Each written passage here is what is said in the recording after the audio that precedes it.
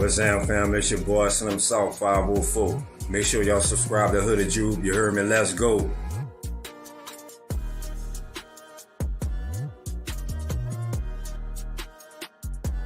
What's up, folks? This is Jono Barnes, and you already know this shit more than a game, man. You also already know that it's Nola versus all y'all. And you also know that it ain't YouTube if you ain't subscribed to my dog, Hooded Jube. Come on, man, what are you waiting for? You already know. It's still Who Dat.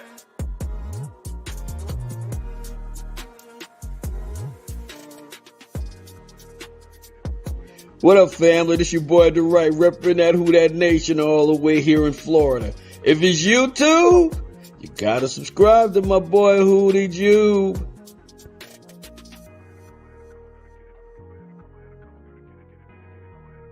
What's up, world? It's your boy Carlos Clayton. I'm the host of Uneducated Sports Talk. Subscribe to the big homie Hoodie Jube for everything New Orleans Saints. Who Dat?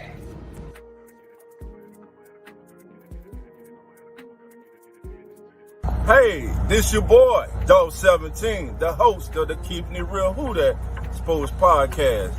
Just want to remind y'all, go ahead and subscribe to my homie Hoodie Jube's channel. And like always, love.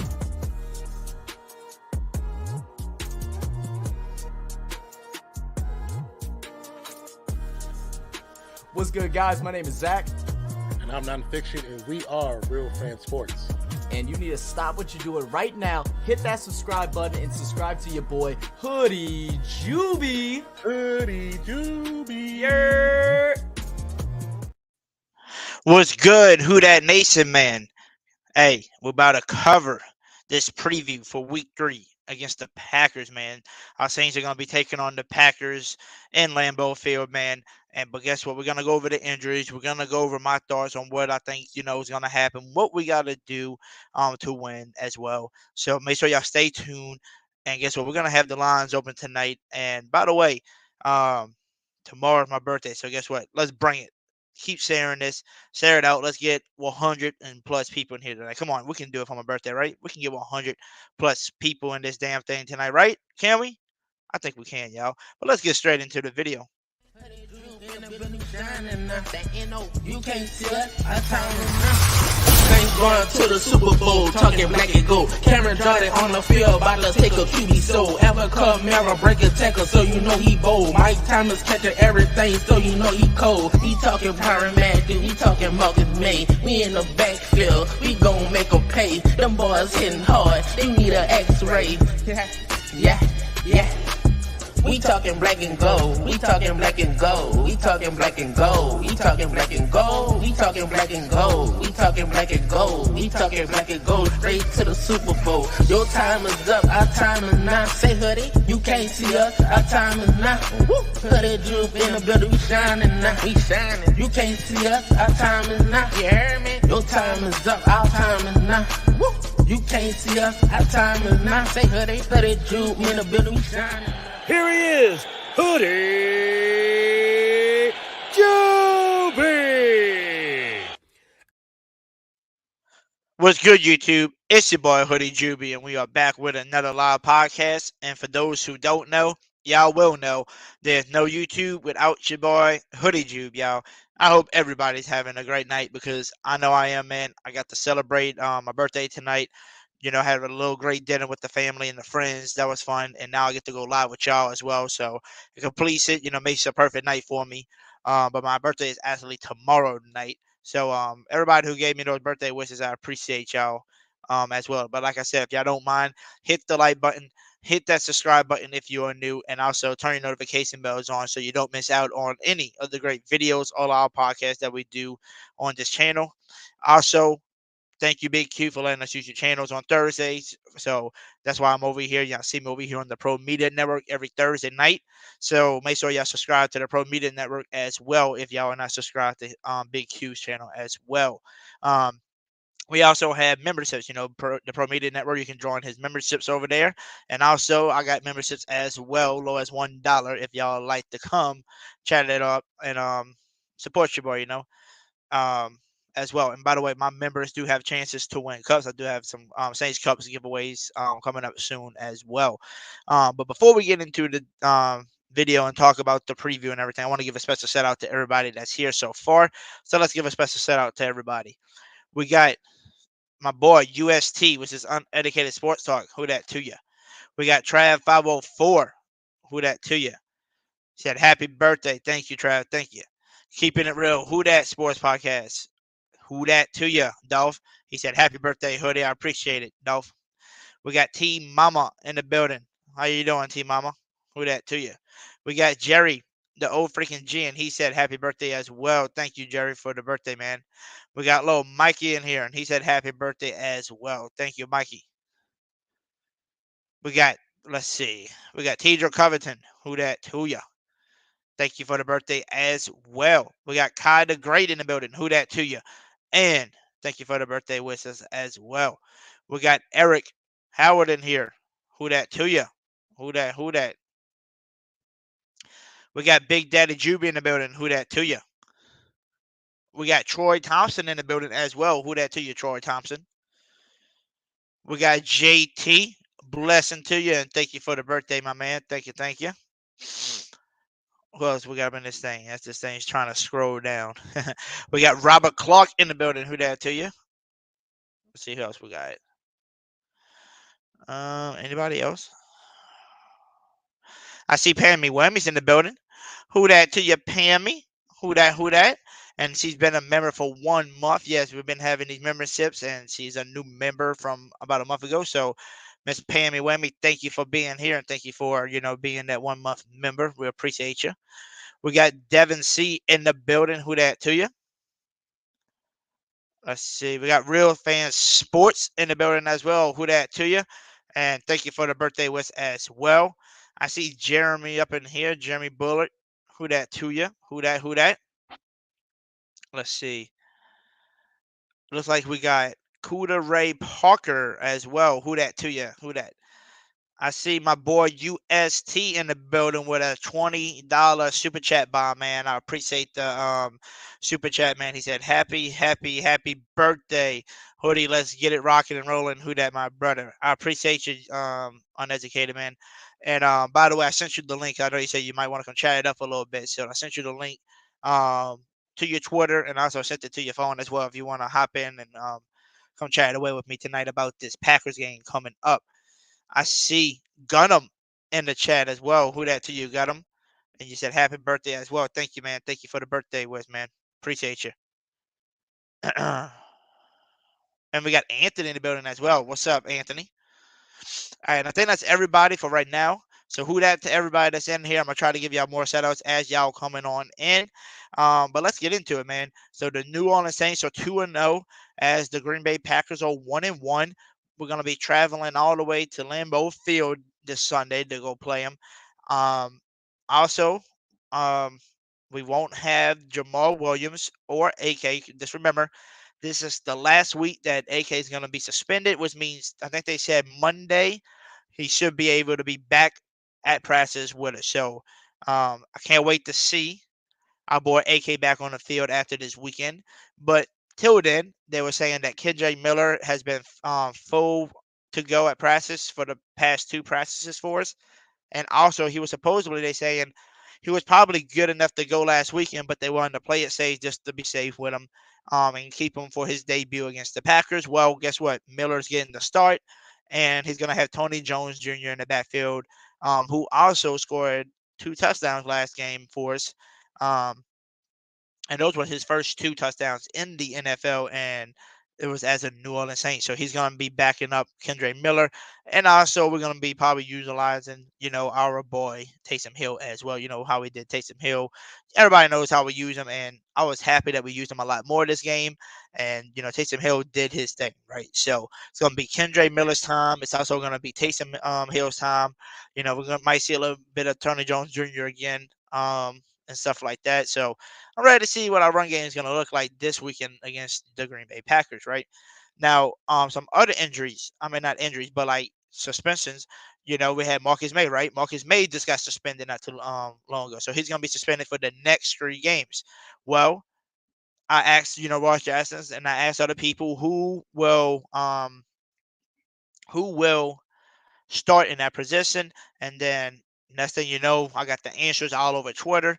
They were saying that they were asking, like literally all the reporters was asking, who will be taking those starting reps and who are y'all expecting to start, at safety, knowing that Marcus May will be out for 3 weeks. And they went on and said Jordan Howden is going to be your starter. So congratulations, Jordan, man.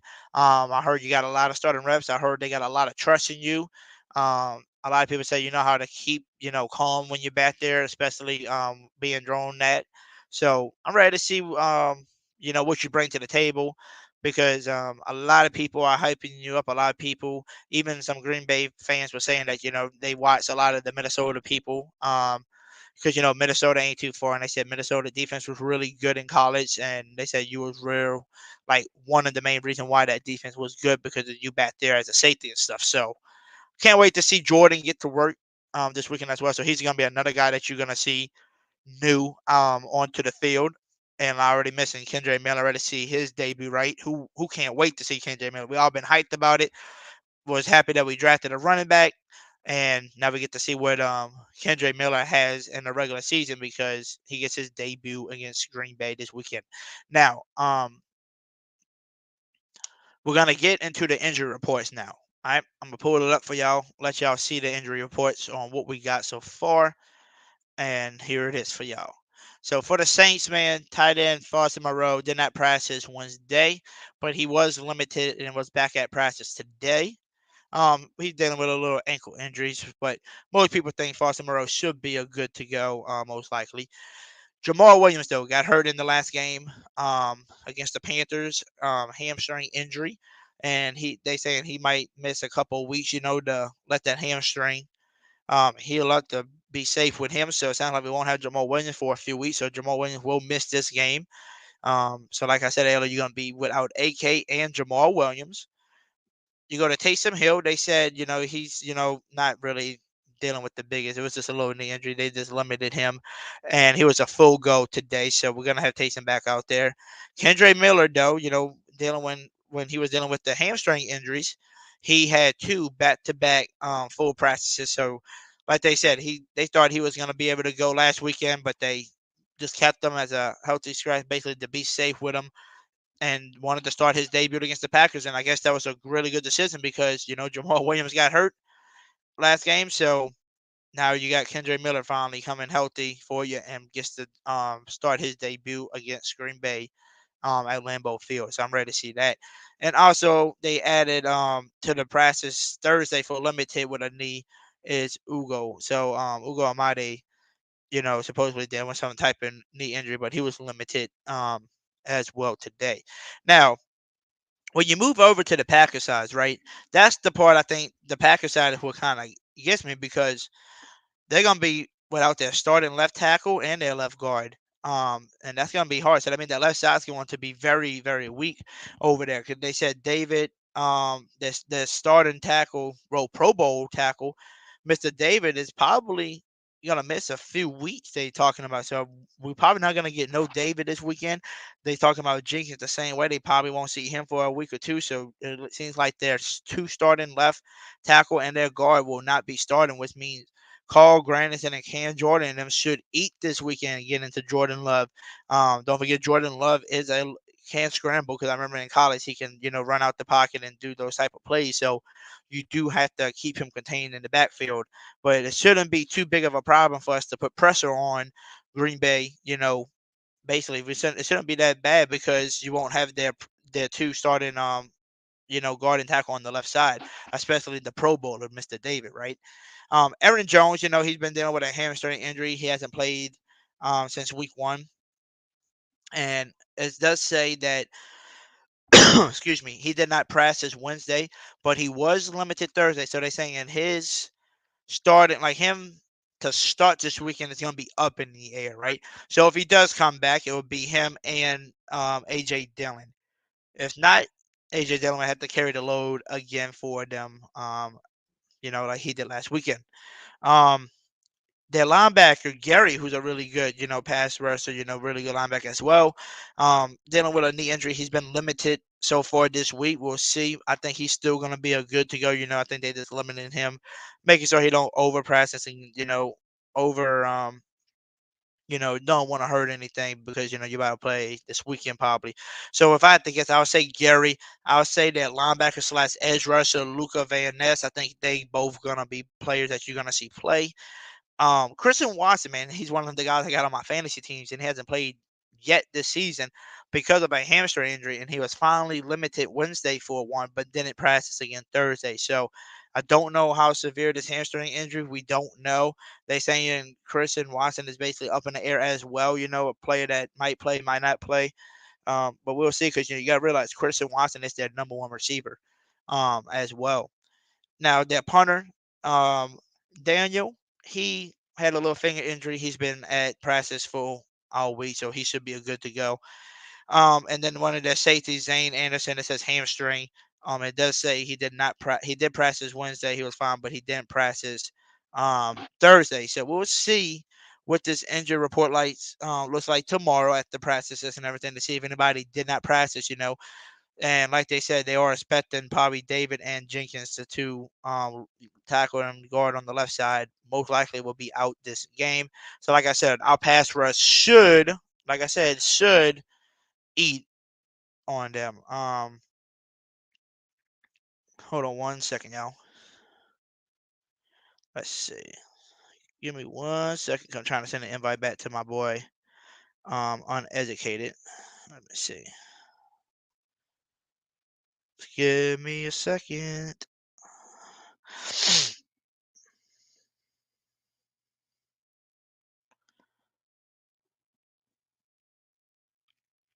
Let's see.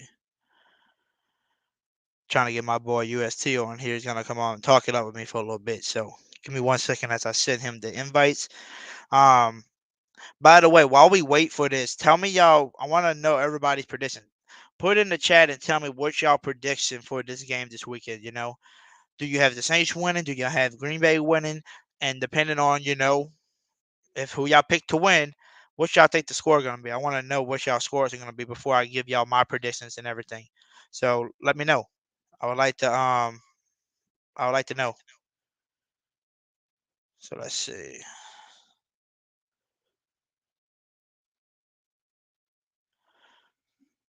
All right. By the way, before I get into telling y'all my key to victories on everything tonight, we do have our special guest coming on with us. And everybody should know this maker. He's been on my show a bunch of times before. He might not have been here in a hot minute, but it's okay. He's busy over there growing his channel as well. And y'all should know him. We call him UST, or sometimes people call him Carlos. And you know, got the best, co-host on the show as well. Yeah, yeah, I know. I know PJ's back there, lucky, saying, "Oh my, did he say the best co-host?" Yes, best co-host. I'm being nice tonight. I'm being friendly. So let's welcome to the show, y'all. Let's welcome uneducated sports talk and PJ. Yo, what's good? What's good? Can you hear me, Hoodie? Yes, sir. I can hear you. What is good, yo? First of all, man, happy birthday, my guy. I Much love appreciate to it. you. If you guys haven't, man, hey, first of all, check out Hoodie Juby's channel, man. Hit that like button, hit that subscribe button. Show love, y'all. Who That Nation all day, man. Shout out to Pro Sports Media as well, man, for getting you guys on, man. And hey, it's a great birthday, early birthday. I know it's tomorrow. But shout out Who That Nation. What's good with you guys? Yes. Hey, thank you for the birthday wish, whatever. Like I said, I got everybody telling me the birthday wishes and stuff because I wish I could do it tomorrow on my actual birthday, but I'm gonna be working, because all I do is then work. So I got to do all of that. But I wanted to ask you, since you was coming on the show and we're gonna cover this week 3 preview, um, with the injuries, man. With Green Bay and with the Saints, you go look at it and you say, okay, they're going to be without their starting left tackle and their guard on that left side. So that left side should be really good for us. We should eat. Our defense been putting a lot of pressure on the quarterbacks, getting a lot of sacks, QB hits and all. But the question is that I'm hearing from other Green Bay, fans and YouTubers. You listen to their show. They said they think this game's going to be pretty even because they said what's been happening the last 2 weeks with the Saints. We've been allowing a lot of sacks and pressure. So, they got a really good front seven. So they can be knocking on the doors too. And the only thing is that I try to tell people is, yes, we don't have AK and we don't have Jamal Williams. So now you got to rely and see what the new Kendra Miller looks like, right? With a Tony Jones Jr. in the backfield, and you're still going to probably toss that Taysom Hill package in there like we did, where he picked up, I think, 70, 80 yards last week off a few runs. So, he's still the Taysom Hill that we know. So we got to see what this running game can do this week against a really good defense in Green Bay. But then you got to look at them. Like I said, they kind of injury prone on offense too. So can they handle our type of defense that we've been doing as well? But like I told everybody, I think the one thing that I think the Saints have the biggest advantage on why I think we can easily pull off a win and beat them, by maybe a touchdown, maybe 2, 3 touchdowns if we really wanted to.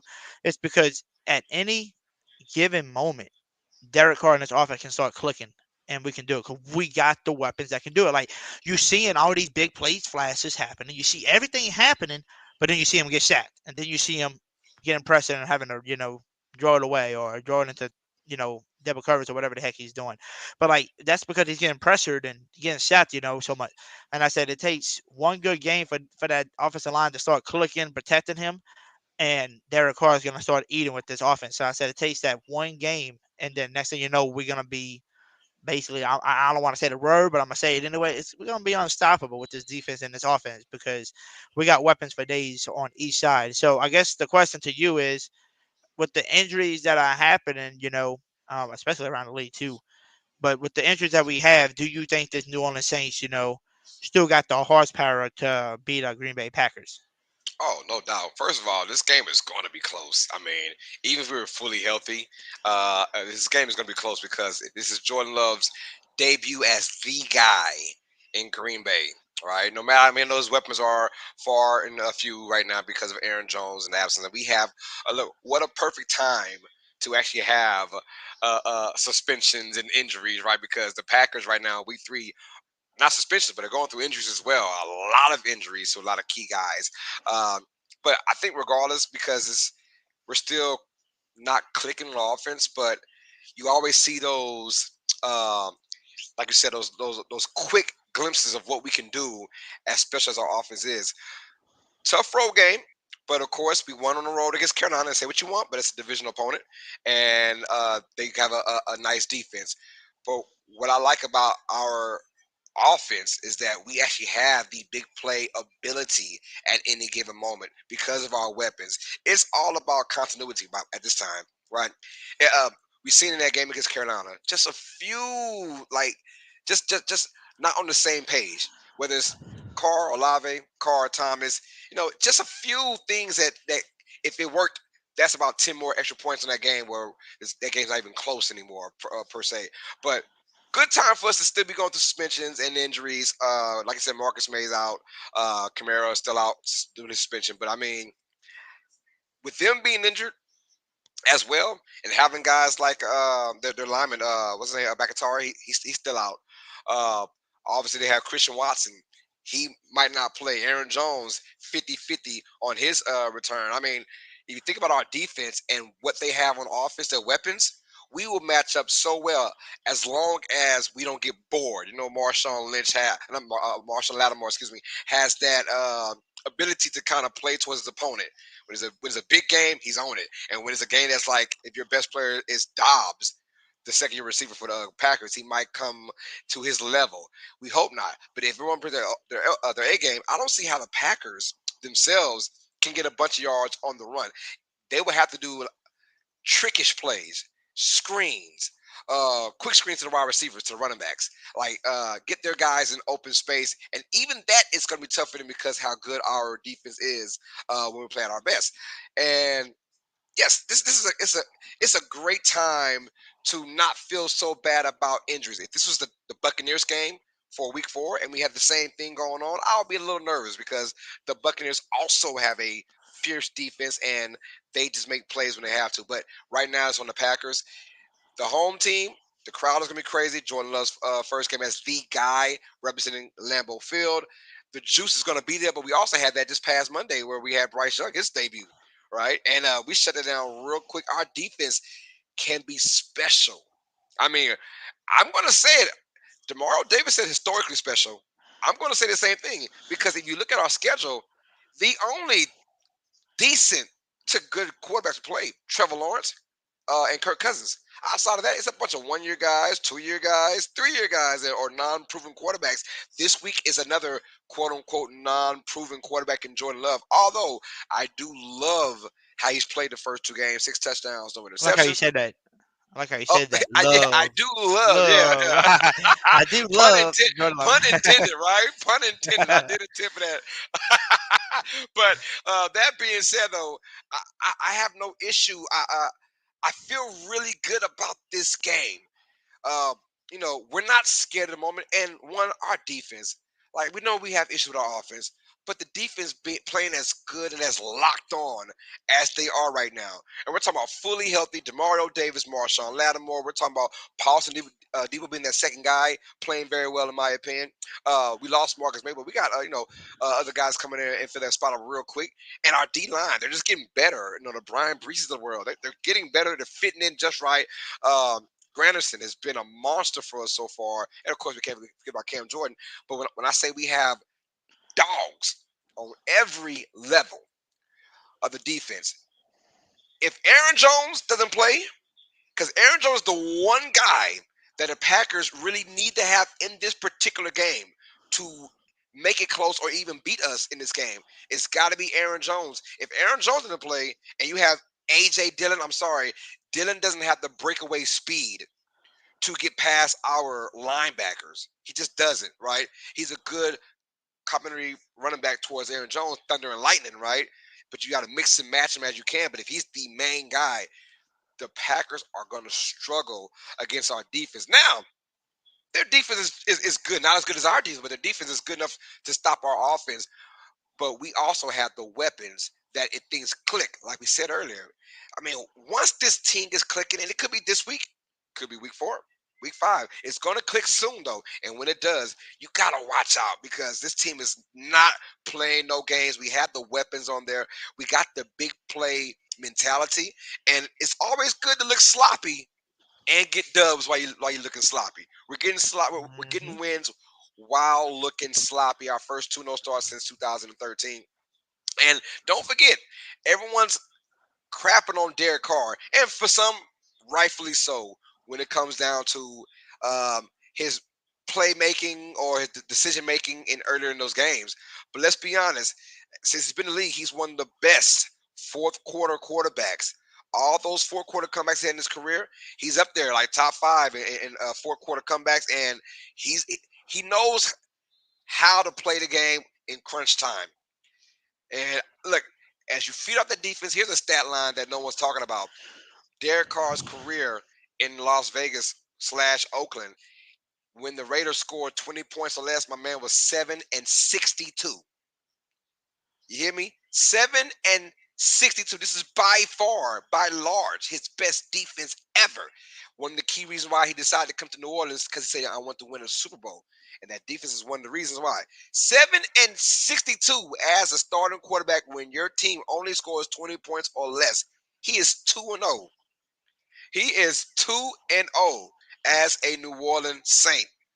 We scored 20 points or less already. It tells you the difference between our defense and what he had in Las Vegas. And like I said, he's come up clutch already. So just imagine that in Green Bay now. We do know that when it gets tight, we have the ability to have these playmakers, Olave, Shaheed, even Mike Thomas is going to get it going. Hopefully Thomas can put in a full game for us.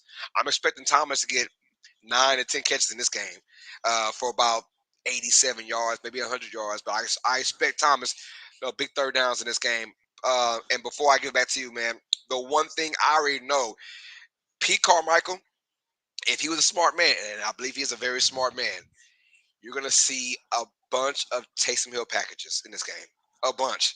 I hope every 3rd and 1 or 2nd and 1 is just Taysom Hill. Because I have a feeling. I had a feeling so much that I want to put in Taysom in as my tight end fantasy for this week because I feel like this is the type of game that Taysom, he has 1 or 2 like huge games per year.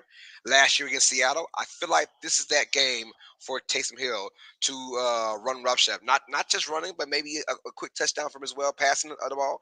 But I feel like, especially in the red zone packages now, you'll see a lot of Taysom Hill because I don't know if the Packers have the squad or the identity to keep up with the Texas. Not a lot of teams do, but it's really on Pete Carmichael to really make that package happen and stick with it for an entire game, because sometimes he got out his head. But I like this game. I do. I like this matchup. And with the injuries piling up for the Packers, their injuries are more significant to them than ours are to us, right? Alvin Kamara, we've shown that we can at least win without Kamara, 2-0 so far. And obviously, like I said, May's going down, but our defense, Dennis Allen, he has the pieces to put anyone in place, no matter what. Plug and go for that defense. As long as you got that front four or that front seven dominating, it'll make your secondary a whole lot easier. Definitely. I mean, and one thing that kind of, basically piggyback off of you about the Lattimore, because I remember when you was saying about, he can sometimes play down to his competition. But guess what? So far this year, I haven't seen that because, he played against D-Hop for a little bit, and then he went against some no-names, and he was guarding him. He went against Adam Thielen and some random people in there. He just did his thing. Like, I feel like he's in a different mood this year, a different mode. Like, I think he's tired of people saying he can't do this, he can't do that. And he's showing it that he's the best coverage corner right now. And to be honest with you, my top defenses in the NFL was the Saints, the 49ers, and the Cowboys. But Cowboys just lost Trayvon Diggs for the season with an ACL tear. So now I'm picking out Saints for the number one defense because, yes, not only do the 49ers have a really great defense, especially their front seven is amazing. It's just their DBs are just not like our secondary. But I was thinking in my head, I said, if somebody asked me what two teams you will put together, just put the 49ers and put the Saints together. And put that same secondary with their front line. That would be like scary. So like I think Lattimore's on a different mode this year, so he's gonna help us out again this year. I don't think he's gonna just give up and just not want to play defense. Another thing, a lot of people was worried about our D line this year. Remember, we wanted to see what was this team gonna do. Well, I told everybody from the first before even the Titans game even came. I said if the Saints front line can hold Derrick Henry to at least just 100 yards and just hold the whole team, to maybe like 130, 140, just something like that. That will set the tone right there because Derrick Henry can go for 150, 200 yards on you any day because he's just a powerful runner. Well, guess what? They set the tone for this year because in that first game, you held Derrick Henry to 65 yards and held the whole team to 105 rushing yards combined. Derrick Henry gets that by himself, but you held the whole team rushing to 105. And that right there, I knew was going to set the tone for the rest of the season. It carried on to the Carolina Panthers. They only got like 100 and something rushing yards, I think, too. So, like, they doing so good right now. And I think the number one thing, because somebody said this, I can't remember who it was, but somebody said it on Twitter, and I lost it. But somebody said that the Saints defensive line is so much different this year. It might not be big people names. It might not be an Arenado. It might not have been the David Adamano you had. But they said there's something different about these guys. They said they really great rotational players that was overlooked because they were behind a Chris Jones. They were behind a Williams and what's the other guy's name on the Jets defense? It was Williams and somebody else that was really good on the D-line. They were sitting behind. So Nate Shepard was behind him. Chris Jones was ahead of, Saunders. So they were just overlooked. And not only that, dude, they so damn athletic. They not like those big guys that just sit in the middle and can't run. Saunders and Shepard showing their speed against the Panthers, just getting right through the hole, getting straight to the quarterback quick, going to the outside. If they drew a screen, you see all the big men right there. Like, and that's what I like. Carl Granderson, athletic and fast on the outside. Cam Jordan might be old, but he still got his speed.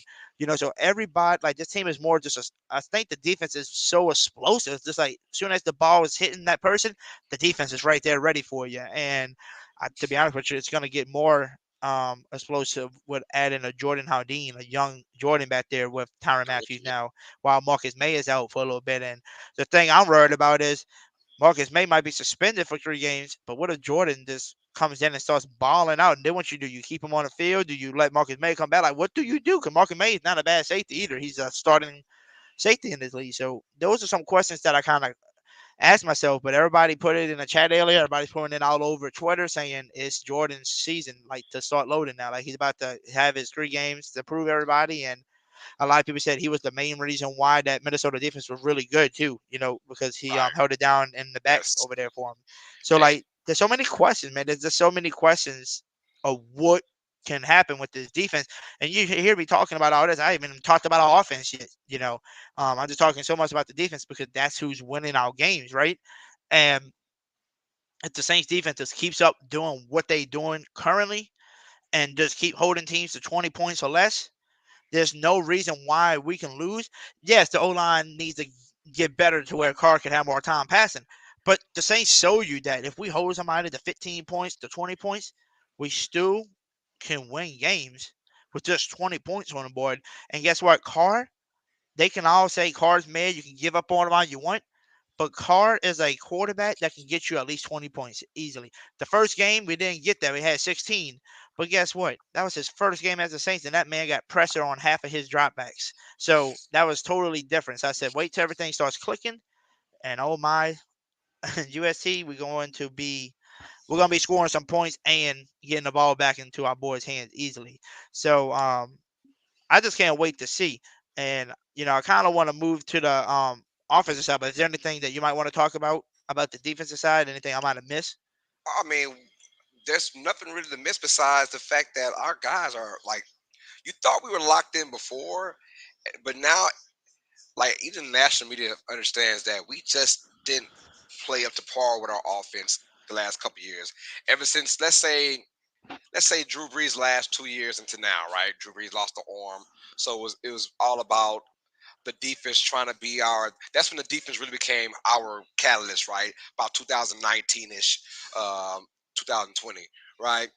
Well, when that happened, we still had Drew Brees, but he wasn't the same Drew. So we didn't get a lot of love from the national media as far as our defense. And now, the last couple of years, you look at guys like Trevor Siemian and guys like Andy Dalton being our quarterbacks, where these particular games we were losing the last couple of years. Now, these ugly ones we're winning because we at least have a spark on offense for a second. It could be one play, one shot. We've seen it out the last 2 weeks now. It just takes one play to get us back in somewhat of a groove, right? From Carr to Shaheed or Carr to Lave or whoever it may be, right? But before we get into offense, I just want to give credit to the defense, man. Like, these guys feel like now they have hope. There's hope. Whether it was Carr starting this year or Jameis starting, there was a renewed hope. When Jameis was healthy, things were looking good. Jameis just can't stay healthy.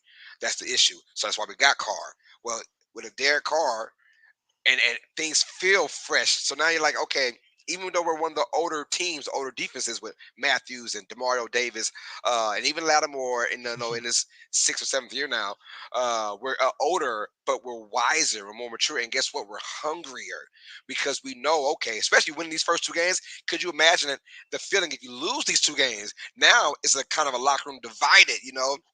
We doing all the work. You know how it is in the locker room when you're playing football. If the defense is really, really good, they're looking at us like, bro. So I like the fact after that first game when we beat brain fart, whoever we beat the first Titans. game, Tennessee.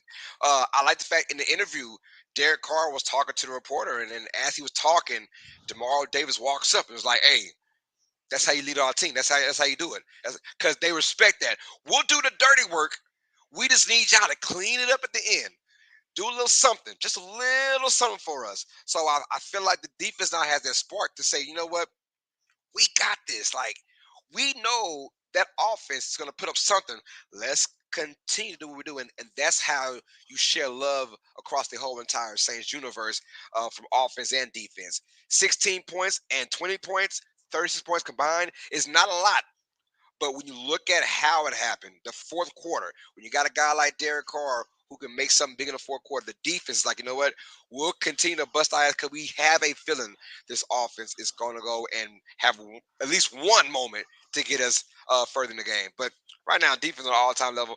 And the way that the schedule was set up, I mean, I don't really see a team really putting on big yardage on us. I mean, we have a game at home against Jacksonville, and then I think we may go to Minnesota against Kirk Cousins or whatever, but those are the 2 quarterbacks. That's it.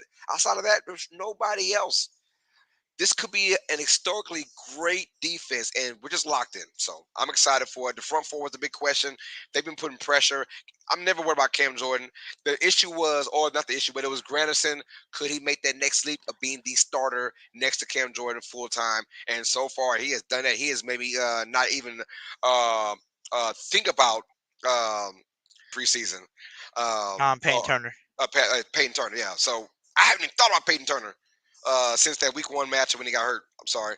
So yeah, I'm like, he's the guy right now. And Breesy and those young guys, Saunders, those guys are big in the middle. They're dominating as well. We've been historically good on the run game forever now, right? Besides those 2 wild games against Philadelphia a couple years ago. But I mean, outside of that, we've been historically great the run game. And now you put him Lattimore, and we got our great safeties, Matthews back there, man. I mean, this team, you just can feel how good we want to be. And if you see that schedule, like I said, this defense is going to be top notch. I don't want to put that kind of pressure on them, like historically, that's a strong word, but I feel like just our schedule, we could dominate a lot of games. Definitely. And I guess we can basically, move it to the offensive side now that, we haven't even talked about yet, which is the crazy part, because that's how good our defense is, and that's how good they've been, making us happy to watch and stuff.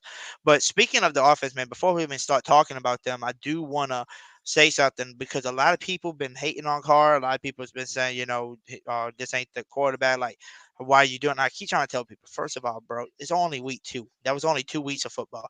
Second of all, he's getting pressure almost every other play. He's getting pressure. I don't give a damn if you Patrick Mahomes. Patrick Mahomes getting pressure. He's gonna try to run, and sometimes he makes dumb decisions too because he's trying to make a play happen. Sometimes it's better just to take the sack or just draw it out of bounds because of you could make a dumb play, and a lot of people get mad about that. And the other thing that I try to tell people that I've been arguing with people a lot, I said the way that we have Olave, Rasheed Shaheed, and Michael Thomas, how any of those people can come up clutch at any moment. Juwan Johnson, Taysom Hill. You got so much weapons, and you just waiting for that old line just to be better. Instead of getting pressure 50% of the time, maybe you let the defense pressure 30%. The offense will score a lot more. And I try to tell people with the weapons we have, the only reason why I gave Derek Carr a C grade last week was because he came in those clutch moments and delivered again when we needed him to deliver those passes, deliver it. And I told people this: did we not improve from week 1 to last week? I said I think we did, because I think we found the end zone once, but we found it twice last weekend. And a lot of people are hating on him because he didn't have a touchdown, but he had a pick. But guess what? Guess who got you down the field to get into those red zones? Him. And the long, deep passes. And guess what we did? We gave it to Tony Jones, and we finally found the red zone, right? Just because Derek Carr didn't find the touchdown in the end zone with his passing doesn't mean he didn't get us down to the red zone to get in the end zone with those plays. And I said, people are hating and acting like, oh, he's not the best executor in the red zone. Trust me, we all know. We all want a goddamn touchdown when we get down there, bro. But if he gets you down the field and gets you in the red zone, that's showing you that he's still a good quarterback to get you down there. Doesn't mean you're gonna get in the end zone every damn time. Right. And I said, you're still getting points. You're still getting 3 points. And like we said, 3 points ain't gonna win it every game. But when you got a defense like we have, you can win games with 3 or 4 field goals and 1 touchdown.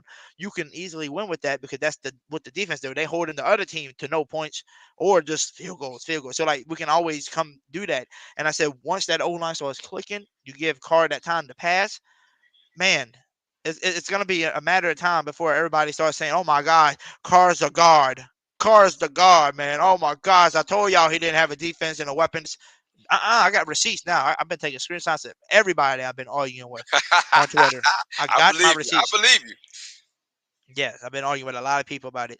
But let's get into the offense now. I just want to get that off my chest to tell people, like, stop hating on Carr. Like, give this man some time. It's only his second game as the New Orleans Saints. And you can go watch other people who are bigger YouTubers than me that explain to you, too, when they do film studies. Like, some of these receivers, like, they still new together. Like, some of them ain't breaking their route in time. They're not on the same page. But then when it comes down to the clutch moments, they come in clutch. They making sure they're on the same page. And that's what I like so far. So that's why I told people, breathe, relax. And it's not like we 0-2. It's not like we 1-1. It's not like we 0-2. We 2-0. And like Carr said, I'm happy to be making my mistakes now and be able to clean that up while I'm 2-0 instead of 0-2. I mean, come on now. Just be happy that we're not cleaning up the mistakes and losing. We clean up the mistakes and winning. So now let's get into the offense. We already speak a little bit on Carr and stuff, but now we got to talk about our backfield. No Jamal Williams and no AK for this weekend, because this is AK's last suspension, and then he'll come. They said he should be able to get back with the team on the practice field. I believe they said Monday, so that would be good to see. But till then, they're saying we're gonna have Kendre Miller as a full to go, and you're gonna probably have Tony Jones Jr. and a lot of packages from Taysom Hill. So with that backfield, man, what you thinking? Do you see Kendre? By the way, I went and picked up Kendre Miller off the waivers, and I put him as my starting running back, and I keep getting the alerts on my damn app. You got running backs on the roster that's playing the Tyler Scorum. Yes, I know, but Kendre Miller is about to be a starter, and it's his debut. He might have a big debut for us. Oh yeah. So, Isn't it ironic though? You saw in week 2 against Carolina that Carr looked a lot more comfortable as our running game got better, right? As the running game, whether it was Jones, let's be honest, Jones' first 2 or 3 carries, he looked kind of sketchy. I'm not gonna lie, he was choppy at the line of scrimmage, like just real choppy. And I was like, "Yo, Tony, what are you doing? You've been with us like 4 years in a row now. You still choppy at the line of scrimmage." But then after that, he got it going, and when he got it going, Taysom Hill always had it going, right? But then they added Taysom Hill. You had it. You had a Jones balling, and all of a sudden the offense kind of settled down. Derek Carr said in his post-game interview, he was like, "I just need to slow down. I need to slow down." The concerning thing about our offense is that it's more than one area. It's the O-line. It's also Carr. It's also the decision making. It's also the knowing your personnel, not having that much continuity with each other. It's a lot. But the good thing is, even with all that BS going on, we are finding ways to win with that BS. Like we alluded to, as long as it's, let's be ugly now while it's early in the year, because we all know it's going to click.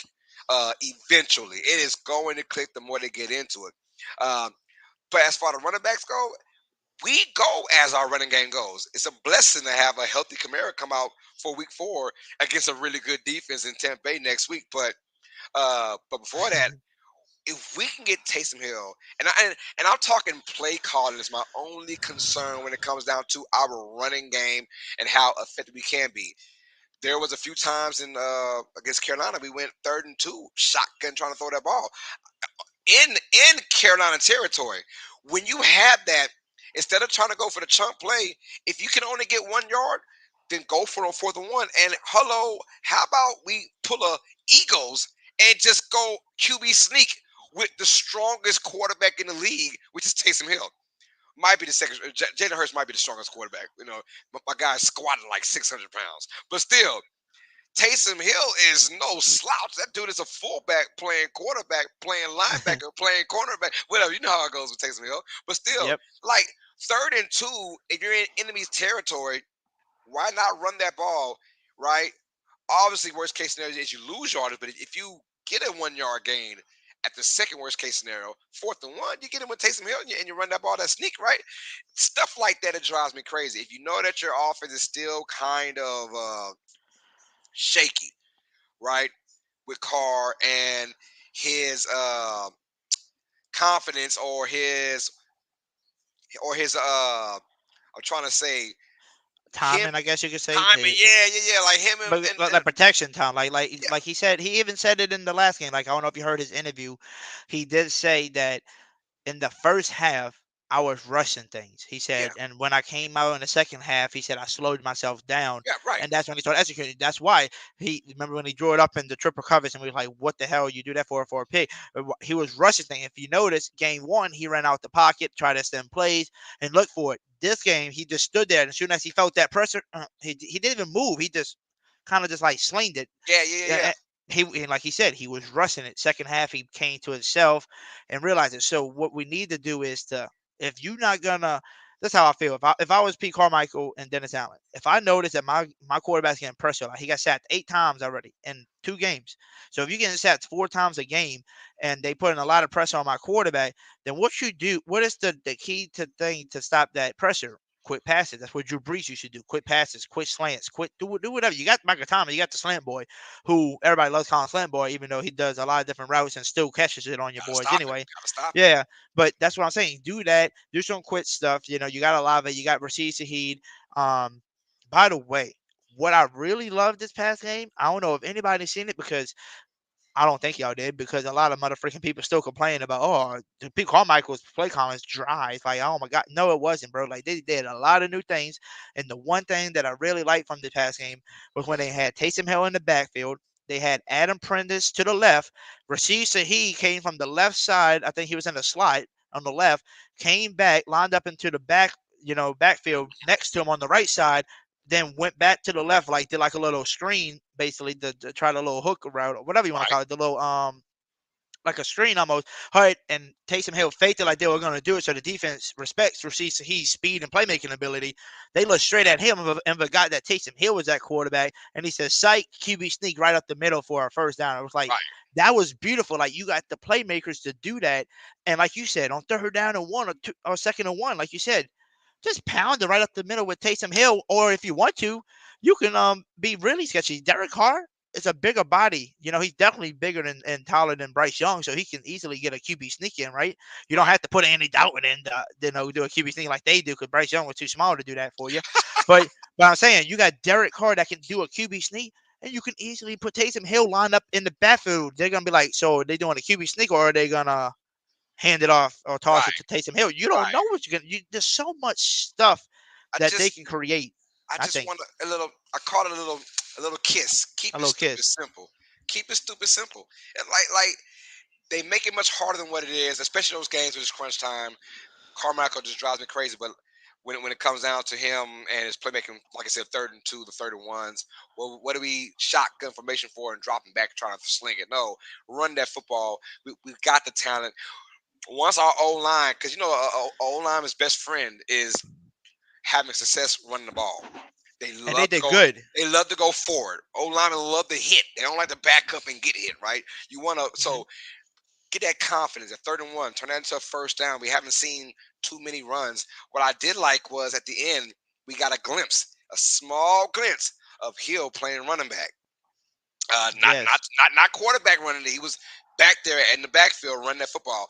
I believe with just those 2 successful runs he had late in that game, I feel like we're going to see a lot more Taysom Hill playing the running back position in the red zone or in the goal line area, besides just being the quarterback in there. And I'm fine both ways as well. But if you're going to have success, because no one in the league, if done right, heal that quarterback or heal that running back or heal anywhere, your focus is on Hill. Quarterback, you don't know if he's going to run it or throw it. That's the big issue. I feel like he can drop back anytime and throw for 6, 7, 8 yards for a first down or 8 yards for whatever to get a good completion. Or in the backfield, he's the biggest decoy if you want to go ahead and maybe play extra or toss it out fake and then roll out to the right side or whatever you want to do. There's a lot to go forward to in that game. So I feel like when I say a Taysom Hill package, I feel like we're getting more than just the quarterback and going left, going right, draw, play the middle. I feel like we got him playing a running back this week. I feel like we got him coming in motion a few times. Something like that, a little tricky play because we have to. Our O-line is only going to get more confident once they see success, whether by passing or by running. And I think in this game, it's got to be by the run. And then when you feel like, man, we can run block anytime, it'll give you confidence to pass block as well. And like I said, my biggest issue, though, there's issues from everybody. Carr, O-line, the chemistry is what I was looking for. I'm looking for the word chemistry between him and the receivers. The chemistry is just not there yet. But you got to know it's going to click sooner or later for this team. But the running game is a big reason why we should win this game. By the way, speaking of that, the O-line's been trash at pass blocking. They good, and then they allow a lot of pressure. But the one thing I've seen against the Panthers game, man, that run game was a lot better. You know, I would say, let's say they allow somebody to get in the backfield right when we hand it off, right? They might have did that maybe 10% of the time. 90% of the time, we was actually executing. And I'm not saying executing by like Tony Jones Jr. getting a big hole and wide open, but guess what? If you watch at the beginning of the game, especially in the first half, when Jamar got hurt and Tony Jones finally got to come in a lot more, he was kind of like missing these wide open holes and running to his guards, and he only get 1 or 2 yards. Yeah. But second half, he finally started finding the holes, and it wasn't for no big game like a 20-yard run. He was just finding the hole to pick up that first, put his head down, and get the first. And that's all you need in this game. It's what? Hold on, let me say. Let me play it. What we got to do in this league You just got to put your head down and get the what? The first down. Here we go. First down, Saints. Move them chains. That's all you got to do. Just move them chains. That's how you win the game. Move the chains. Move the chains. Right? That's all you got to do. Simple. Like these 3rd and 1s, these 3rd and 2s, like it's driving me crazy. I can understand if you're on your side of the field. That's okay. You want to pass the ball. But on the enemy line, I mean, we had it like Carolina's like 43-yard line, something like that, 3rd and 2, and we decided to drop back. And that's a huge sack that we took as well, because it kind of took out of field goal range or whatever. We could have got things going. That's my issue, man. So I feel like we'll get things rocking and rolling, but I think our run game, if Pete Carmichael, and he's going to have to, on the road in Lambeau Field, and you want to slow that crowd down, we're not too scared of the Packers, but I feel like if we get anywhere near a good start in this game, we are going to dominate. But it's got to start early and fast, and that's been our Achilles heel so far, just not getting together in that first half, doing way too much, thinking way too much, which Derek Carr alluded to, just thinking way too much, man, moving too fast. I feel like this game, we can really slow things down. I love playing on the road, especially when you're trying to find your chemistry. It's always cool because you have that camaraderie for the last couple of days of the week that you're on the road. You're in hotels. You're not your spot. You got that kumbaya, my lord, and then you play that game. It's all for me, all for us. We're in it together, man. And this offense, you know it. It's gonna click. It's gonna click. It's a matter of when, not if. It's a matter of when it's going to click, right? And I'm not saying this week, but I feel like we're going to get better from this week to towards last week. I feel like every week we'll get better and better and better. By week 6, week 7, that Thursday night game against Jacksonville, by that time, I feel like we should be on all cylinders for week 7. But like I said, the running game has to start. And I think Taysom Hill is going to be the most important player in this game, because a good running game does what, Hoodie? It shuts the crowd up. It shuts the crowd up. It opens up more for your playbook too. Like more that plays. Chain, you move the chains, then all of a sudden now you got to respect play action. You got to respect, and Derek Carr needs that, because we all know if Derek Carr gets a really clean pocket, he is dynamic as any quarterback in today's league. If he gets a clean pocket, we seen that bomb to Shaheed. He had a nice pocket for about 4 or 5 yards. The 43-yard he threw to Shaheed against the Panthers, that pocket was clean. You give him that clean pocket, at least 3 or 4 times a series, man, he's gonna eat some boys up. And we're gonna find out though, man. And I think Pete's got to be more creative. And I like what you said though about the scheme, having Taysom and had Shaheed motion into the backfield and whatever, all that, and that's very un-Saint-like, because we just don't do stuff like that, right? Oh, and that was the other thing, Chris Olave. Okay, remember I told you receipts that he lined up, went out like that, right? Yeah. But when they did that, and especially, I don't know if you remember the Titans game, they did it with Chris Olave, lined him up in the backfield. What's happening when you put Olave or receipts in the backfield? The linebackers are lined up against them, because your safeties and them are lined up on the other receivers on the line. Right, exactly. So that's a misadvantage right there, and that's why I love that play call, because Chris Olave literally just did Ava Kamara. What you call those? I never can remember the name, but literally, it literally, you run out and you run back in. It's angle routes, angle route for the running back, right? The angle. That's what they did with Chris Olave, and guess what? He went up against a linebacker and he just outspeeded him for a first down. It was easy. It was like, dude, do some more of them plays. Dude, y'all got 2 species. You got Chris Olave, you got Rashid Shaheed, and to be honest, if you want to bring up your boy Kirk Meredith from the practice squad and use him this week, he's a fast receiver / running back that can do that too. So like, I think they got the weapons. They can easily make the plays, and they can easily draw up a lot of plays that can get us into the end zone for real. Like I said, we just got to click on all cylinders, and we just got to get the pass protection up there to where Carr can have more time. And by the way, just in case y'all want to talk shit about Carr again, I want to let y'all know, one of the reporters put it on Twitter the other day. I think it was Taysom Hill. He said that Carr, time in the pocket right now, like just to have like time in the pass before the defense gets there, before the pass rush gets there, it's only 2.4 seconds right now. Yeah. He's barely even having 2.5 seconds to even pass. That's quick, you know. You say, "Hey, 1, 2, boom, they there." Basically, that's insane, right? And we're gonna keep covering, you know, some more of that because we still want to cover some more. You know, we're gonna get into the receivers, tight end room, and the special teams, you know, soon, and then we'll cover it up. You know, make our predictions and stuff. But before, I just want to take a break real quick and tell everybody, you know, because I didn't know this because it's not popping up in my damn chat, and it makes me mad for not popping up in the chat now. I'm kind of mad about it, but I'm gonna tell y'all right now. All right, so be kind. Thank you for becoming a member. She bought the $5 one, the max one that says black and gold to getting cold.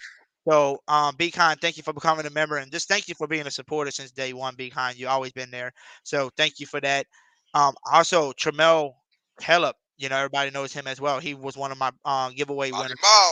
He did the $5 max black and gold to your dead and cold membership as well. So thank you for that.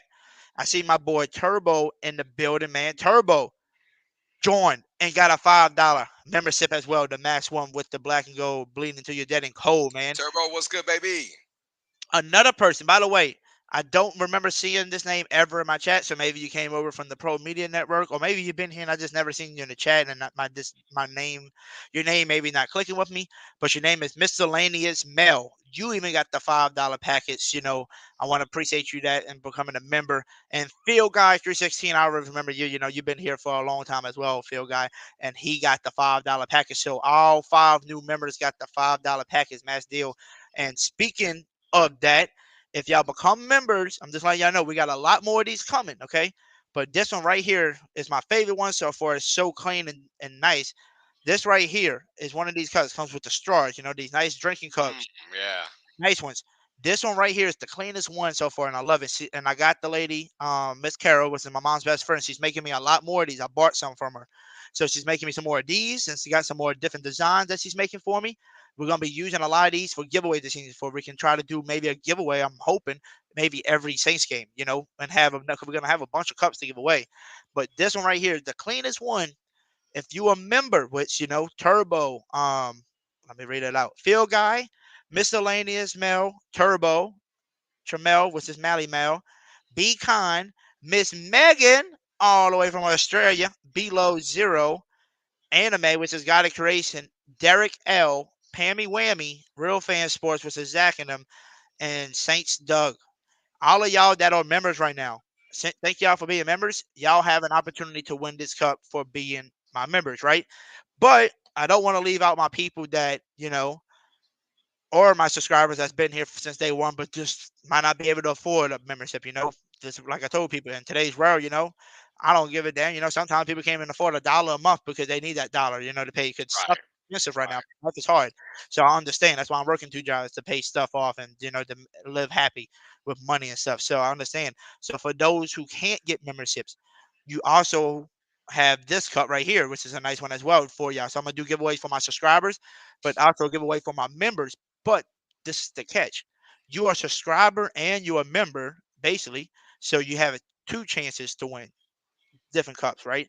But like I said, if you're just a subscriber, you got a chance at 1. But if you're a subscriber and become a member, you'll have a shot at 2 different cups. You know, so you have 2 different chances. And if you're a member, we don't have that many members currently. You know, I think we got like 10, maybe 12 max. So it'll be you got, you know, 1 out of 12 chances compared to 1 out of over 1,600. You know, so you have a way better chance of doing it. So I do want to thank everybody, you know, for doing that. Said I wanted to take a break, you know, introduce the cups, saying we got a lot more of these coming. And eventually we're gonna see how it looks because she's testing it out for me.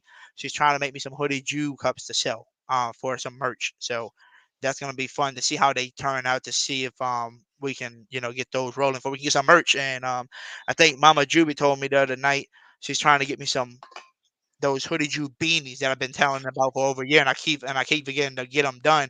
She says she's gonna get some of those done for me to where I can, you know, get some of those out as giveaways and be able to sell those as merch. So like I said, we're trying to get into the merch stuff. I'm trying to get all that down.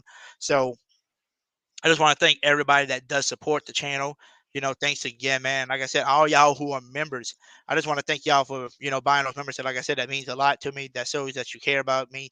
You care about the channel. And no, I'm not saying because you didn't buy a membership, you don't care because y'all been here since day one. I'm just saying it shows that you love the channel and that you're willing to, pay for, Esther. So I do appreciate y'all for that. But let's get back into it, UST. Let's get back into it and talk to them. Yes, sir. Yes, sir. Let's get back to the offense, man. So, like I said, we left off with the running backs and talk about some trick plays and stuff, that they do with the receiver. But let's actually get into the receivers, right? You look at the Packers side, man. Their receivers ain't that good. Besides Watson is like their main one, and Dobbs, right? But Jordan Reed is an upcoming star, I think, that I really like. He had 2 touchdowns against the Falcons last week. So he's a guy you want to keep your eye on. I did hear from Packers people, and they said Watson, they don't know. He's like a up in the air again. So if he misses, again, like if he misses this week, they saying that's their number 1 receiver. So you're gonna be back down to Dobbs and Reed, which I think our corners are definitely good enough to guard those players, because they're not like a Devontae Adams or a D Hop yet. Right. So we'll see.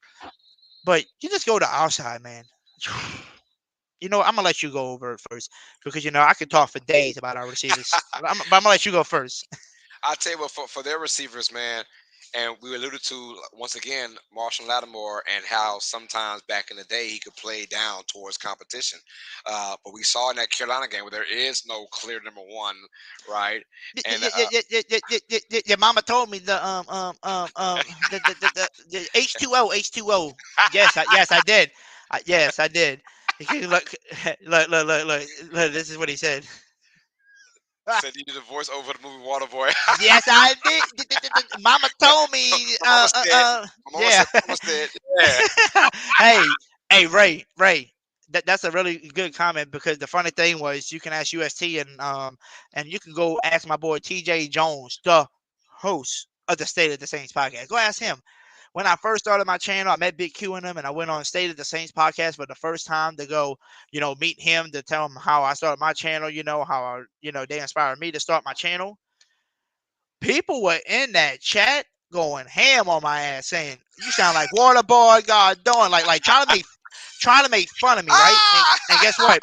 Hey, they were trying to make fun of me after making fun of me, and guess what I did? I just laughed it off, and I said, my mama told me, and I told him, I said, look, every day I'm trying to do TikTok, not trying to do videos on TikTok, but I'm trying to create my own little motivational, inspire, basically, quotes of the day.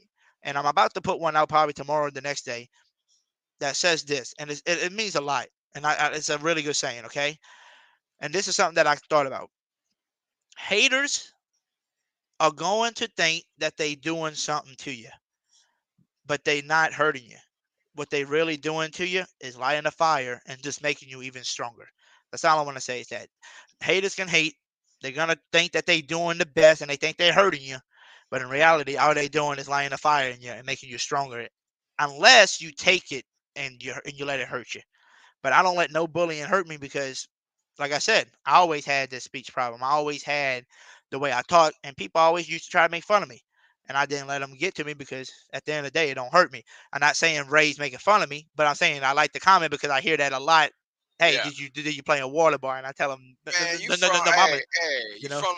You from Louisiana, baby. That's what it is. That's the funny thing. I am from Louisiana. It is like you got it, man.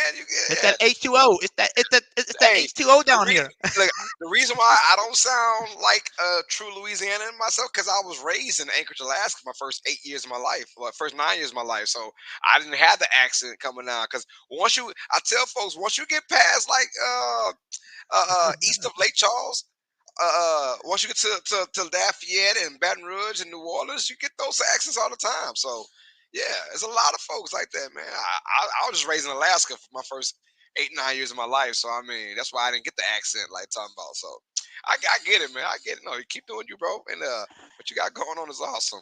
Yeah, Ray said H2O is better than Haterade. Oh yeah.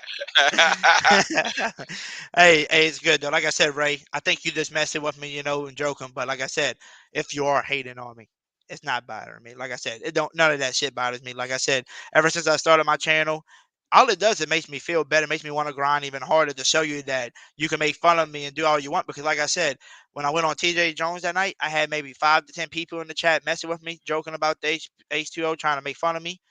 And at the end of the night, I gained 200 subs that night. So out of those 10 haters, I gained 200 subs. So I mean, my 200 is more than y'all 10. So, and you see me now 2 years later, working on my way to 1,700 subs. So like I Let's said, get it, baby. that's what I'm saying. Like I just don't let nothing get to me. But Yeah. back into the receivers, I kind of cut you off. I'll let you get back to it. You're I good. cut you off because I seen that and it made me laugh about that. About asking if I played in it, the voice of it. Yeah, I did. Nah, but going back to the Packers receivers, like their receivers, if we didn't play down against Carolina, we're not playing down against Green Bay. I can assure you that, because they have, as a younger nucleus, a better receiving core than the Panthers do. But still, when it comes down to the wisdom of the game, obviously Carolina had D.D. Chark, they had Adam Thielen, they had some guys who are veterans. As far as the Packers, these have guys that are still wet behind the ears. It's about Dobbs and Watson being out could be huge, because in this particular game there is no speed threat at all for this Packers offense when it comes down to receivers. And we're gonna sit back and we'll do what we always do, is play tough man defense, and we'll make it hard for those guys that got the line of scrimmage. I got a feeling. So if you are Green Bay, you're going to have to win it via the running game. You're going to have to win it with Jordan Love using his legs, I think, in this game, breaking containment. And the one play that Bryce Young did that ran for like 30 yards when he juked out Marcus May out of the shoes for a second. Love's got to do a lot more of that in order to keep the Packers in this game, because we're going to lock up. We're going to lock up this team. And if Aaron Jones, we'll talk running backs in a minute. I mean, well, not running backs, but if Aaron Jones doesn't play in this game, which I'm leaning on him probably not playing in this game, because he's still, he had a light practice today, they said. I don't see how the Packers can score. I mean, they would have to literally score off their defense or put their offense in great positions from our offense, right? Like our mistakes, we have to put them in great position. And if our offense doesn't turn the ball over in a crucial moment, I think we'll win this game comfortable. Not easily, but comfortable. And our receivers, though, let's get on us now. Our receivers are nice. I'm not worried about the Michael Thomases and the Olaves and the Shaheeds when he has his package that he comes in. I hope we see a lot more of Shaheed, a lot of motions from Shaheed as well. A lot of us getting the ball off while he's still running, right? Instead of playing wide right or wide left and just going straight or double move. I like to see him in a lot more motions as well. Keep him running, because he's a speed threat out of this world. Our biggest concern is our O-line and our quarterback, quote unquote, our chemistry with our receivers.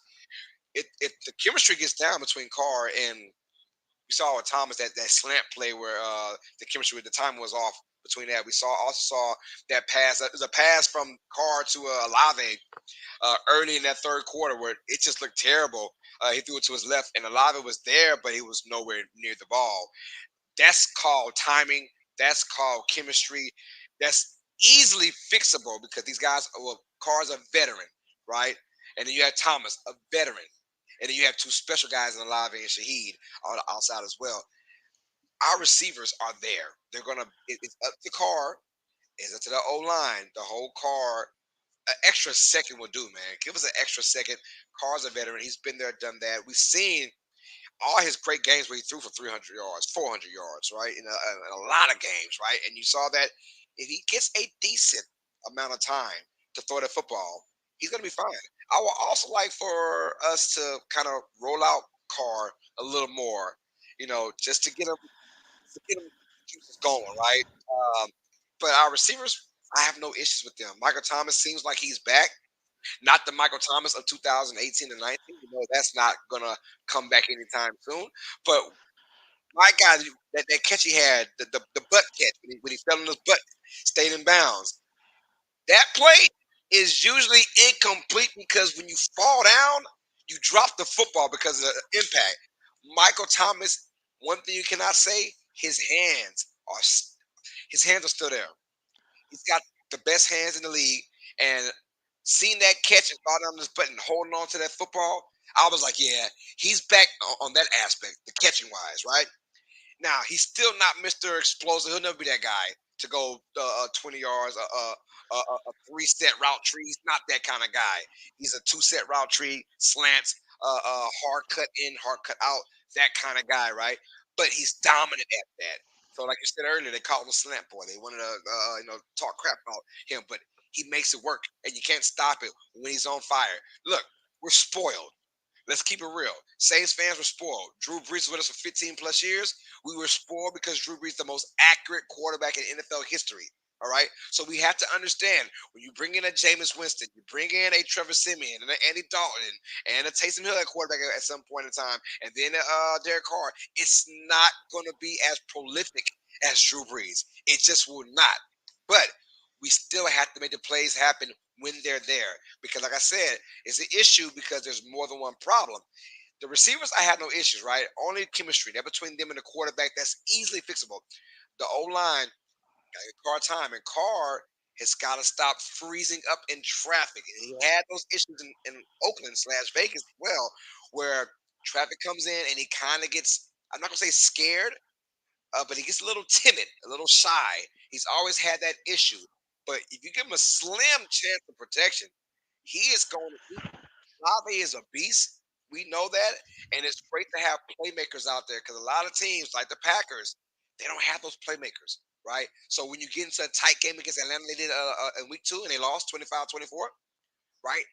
You don't have the playmakers where you can just throw it down the field to a Shaheed or to Olave. I mean, these guys are making those plays happen, and we are struggling badly for about 2 quarters of the game. The third quarter, fourth quarter, all of a sudden now, it just takes one play. We have those playmakers on this team for the receiver core. We have them. We have them. I'm not worried about our receivers. I love what we see right now. So our receivers they're going to dominate once Carr and their O-line starts to dominate. I have no issue because, man, coverage to get out of it. Remember, what was it? The Drew Brees days, pretty much, man. Besides Michael Thomas, there was no one that can really beat man-to-man coverage. Yeah. I mean, the only person that I remember was I want to say they could beat man-to-man coverage, but like they was a speedster, and it was at the end of his career. Remember Ted Ginn Jr. from the Panthers when he came over. That was the only guy that you seen beating people down the field. But other than that, the best person that we seen was little Deontay, man. But then he kept getting hurt, and now he's with the Bills. So like, so the 21-22, if obviously Marquez Callaway being your best receiver at one point, it's just not going to work. Well, we don't have that issue anymore. We got guys that can beat man-to-man coverage. We got guys that can catch. Mind you, guys, we're like might be the only team out of 48 targets, 0 drops so far, first 2 games from our receiving core. 48 targets, 0 drops. We're catching the football. It's just gotta get there, instead of being sacked on those big downs. If Carr can put it in the vicinity of anyone, we're gonna catch it if it's there for us, right? So I like our receiving core, but it's more of a Derek Carr / offensive line issue. Once that gets taken care of, our receivers are gonna get open. It's up to Carr to deliver that football to us. Definitely. And basically, I'm going to touch off of you in a second. But, Roy, I had this comment up here for a minute. I said, he said, I'm not Silky Johnson. I'm not a hater. Packers will run up the score, though. I did want to answer, to your thing about, I'm glad you're not a hater. All right. By the way, second of all, when you said run up the score, though, we'll have to see. All right. And this is the one thing that I'm thinking in my head. We can have no quarterback. We can have a running back at quarterback if you need us to. Shit, we could put the kicker at quarterback. We always find a way to beat these Falcons. Y'all should have beat the Falcons. That's all I can say. Yes, their defense updated. Yes, their defense gotten better. But look at their offense. Yes, I love their running backs, trio. Well, they didn't have their trio. It was basically the duo because the trio was hurt. The other guy was hurt, Patterson. But their duo was good. Okay, good. I'm glad they got a good running game. Yeah, we might not have our running back that we want. But the thing that got me is that y'all looked like y'all was gonna win this, and Well, then y'all blew, and then they started blowing it. Jordan Love sneak. What's the Jordan Love try to sneak it with the QB sneak, and he had a false start because he just tripped over his own He foot. fell. Not what that was. So that was weird. Yeah. That was Yeah, weird.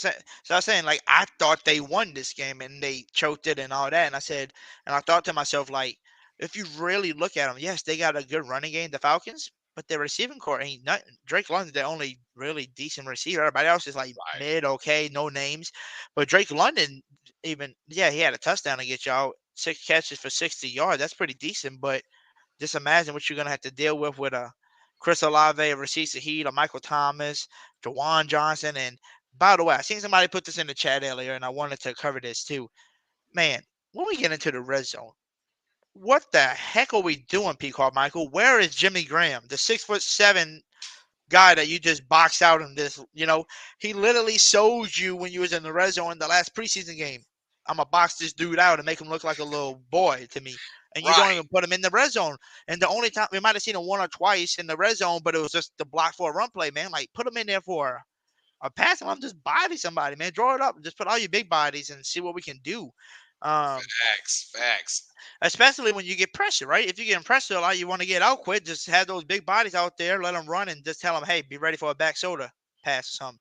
And just throw it up to them and see if they can catch it. Like it don't make no sense. I seen somebody put that in the chat earlier too, and I kind of remembering what they said.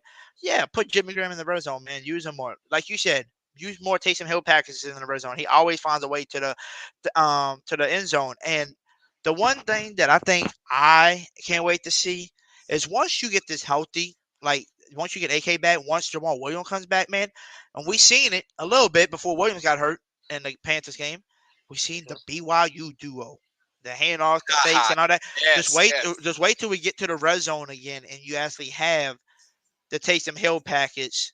And this is one of my plays that I thought about the other night when I thought about this. I said, just wait till Jamal Williams comes back, right? I said, you don't even have AK in the game on this, red zone. I said, so you got Taysom Hill line up at quarterback. You got Jamal Williams next to him. You got the running back, the BYU duo, basically quarterback and running back right here. So you're saying, okay, are they going to hand it off to the touchdown leading machine guy that scores 17 touchdowns? Or is it going to be the fake and I'm going to run it myself type of quarterback that Taysom Hill always does and finds the end zone as well?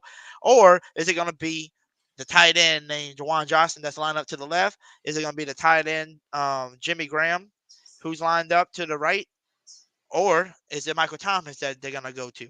There's so many you got so many big bodies on this team, and you got so many people that are used to being called the red zone people. Like everybody was hating on Jamal Williams. Yeah, cool, we got 1,000 rushing yards. Cool, we got 17 touchdowns, but our 17 came inside the 5. Okay, that's the red zone. So when we get to the red zone, we know to give it to Jamal Williams. Well, Taysom Hill always finds himself in the end zone when you give it to him in the red zone. Okay, so that's 2. And we know when we get to the red zone, what was Jimmy Graham famous for his whole career? Just bodying somebody in the red zone. Michael Thomas, one-on-one coverage. He can body you and go up for it. Like I said, there's so many things we can do in the red zone this year. We just haven't seen it. We just haven't seen it. Yeah, just do it. Just try it. Do it. Just try it, man. And spread them out wide and just throw the fade route and just let them box up and just try it. Right, and that's an easy way. That's not an O-line / quarterback. No, it's a quick, got it, 2-3 step drop, throw it. It's nothing to think about, right? You just throw it up there, try it. We haven't tried it yet, so and I think as time goes, hopefully we get our stuff together. Obviously, it's about getting to the red zone first or getting to the goal line, which we're getting better at that as these games go by. I got a feeling our defense is going to put us in some really good situations. Definitely the defenses, and that's the one thing. Like I was hearing some Packers people on the Pro Media Network earlier talking to those 17, and I heard them saying like, "Yeah, I understand, man. Y'all got the weapons, bro, but I haven't seen it." And I totally agree with them. I gotta see it, right? Yeah, we seen Jordan Love and them scored 2 or 3 touchdowns in their season opener against the Bears. I mean, a team that don't have a defense. That the Bears about a year or two ago were known for their defense. They got rid of everybody. They want to pay them, and they knew, and now their defense is just straight up trash, injured, nothing. So that's who y'all scored on. Those 3 touchdowns. Then y'all came and played a okay defense in the Falcons and couldn't even beat them. But you were telling me like it's like I don't know if you watched my live last week when I had the special guest, the Panthers, right? the Black Cat Panther podcast. Shout out to Q and them and the GOAT over there on that channel, man. But they were talking some hard ass smack, saying like, asking Ross Jackson, because Ross Jackson came on too, and he was like, so what y'all? So he's like, so what are you thinking? Like, you think y'all gonna be okay? Because I mean, we got Brian Burns, man, we got Louis, man, we got Derek Brown, we got all this pressure, you know. We're gonna put on Derek Carr, you know, and once you pressure him, he's throwing picks and this and that, you know, like. But they didn't question themselves, I don't think, about our defense pressuring Bryce Young. You like they got to do the same shit. So like it's the same thing with the Packers, right? We got to see it happen. We only seen it one time, and that was against a really shitty defense. I said, this is a really good defense you're going against. Plus, you're going to be missing your left tackle and your left guard. So we got a really good chance of making an impact this weekend, especially with the defense and seeing what Jordan Love really made of if he does get pressure a lot. You know, like we said, we don't know if Aaron Jones is playing. We don't know if Christian Watson's going to play for them. And if those two don't, man, that's two key players for Jordan Love. And that could have been a main factor. And those two could have helped them win last weekend, to be honest with you, against the Falcons. So, like, we just got to see. We just got to wait till Sunday. But I guess since we talked about everybody, we talked about basically our receivers. We talked a little bit about, tight ends, a.k.a. Taysom Hill, Juwan Johnson, Jimmy Graham, and all them. We need to use some more of those in the red zones. What will be your prediction for Sunday? And not I'm gonna get your predict. Well, you know what I like. Let's get our prediction last. What will be your key to victories? So tell everybody, what are your keys to the victory? Oh, well, keys to victory is pretty much all in offense. I know what to expect from our defense. I know that going into a hostile environment in Green Bay, like I said, Jordan Love's first home game as the starter, as the man for Green Bay, right? They're going to be rock and rolling. But like I said, we had that same thing just this past Monday. It was Bryce Young's debut as the man for Carolina, right? So, and usually those things can kind of spark a team to victory, right? We shut it down real quick. We let them know, hey, brother, this is not the SEC. It was a Jordan Love. Welcome to playing against New Orleans. This is what Aaron Rodgers had to go through his last couple years playing us, right? I mean, remember we beat the crap out of them in Jacksonville with Jameis Winston just a couple years ago. Like we know what to do against this Green Bay Packers team, right? So all I'm saying is our it's the offense, the O-line, right? Our O-line's gotta protect. I'm talking from Trevor Penning to Cesar Ruiz to Ryan Ramczyk. We gotta get it all. We gotta get it, right? We gotta get it. If we can give Cards a little bit of time, and I feel like this road trip we're taking, I feel like it's going to be special because we're from Carolina to now Green Bay. Like I said, the kumbaya, you get in your feels, and everyone kind of loves each other. Now, I feel like this is going to be a progression from week to week, a progression. We scored 16 points. We scored 20 points. Hell, we might score 24 points. I know the way it's looking. But honestly, Pete Carmichael, how involved does he get Taysom Hill? That's my biggest key. How involved is Taysom Hill? Because Taysom Hill, it's the kind of game where I feel like Hill's going to get 15 touches, 15 to 18 touches, some way, somehow in this game. I feel like it's going to happen in this game. It's got to. I feel like he's the X factor. He's the guy that the Packers have no answer for. Right? We can shut down your O line. We can go ahead and make it tough for Derek Carr, but when Hill gets in there, things just get chaotic because it's the what if. We don't know what he's gonna do, especially in that red zone. I like Hill in that red zone area, and look for Hill to get I'm gonna say a 2-touchdown day by Taysom Hill. I'm being real. I think a 2-touchdown day by Taysom Hill, and I feel like he's gonna break one and he's gonna get one close in, and I feel like it's gonna be a Taysom Hill game. So that's my key.